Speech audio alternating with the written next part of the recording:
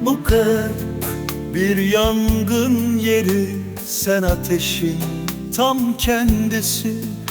Sevdan bir kör düğüm, her düğümde yitip gitti.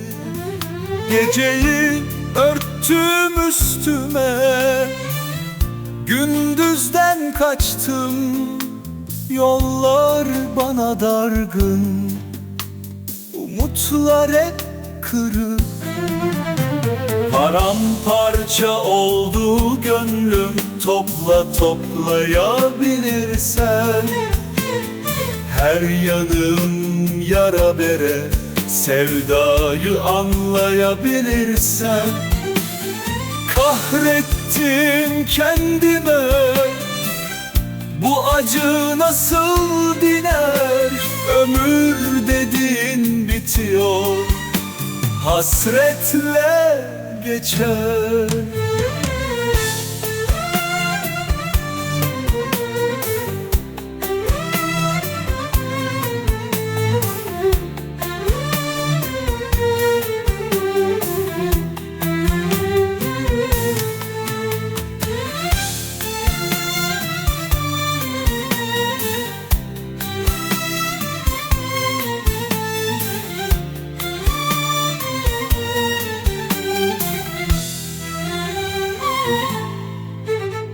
Bir ses dolanır aklımda, senin adınla başlar.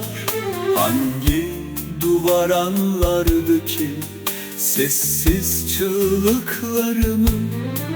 Bir yudum mutluluk isterken bin dert verdin.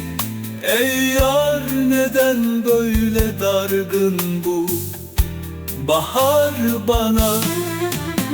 Paramparça oldu gönlüm, topla toplayabilirsen. Her yanım yara bere, sevdayı anlayabilirsen. Kahrettim kendime, bu acı nasıl diner? Ömür dediğin bitiyor, hasretle geçer.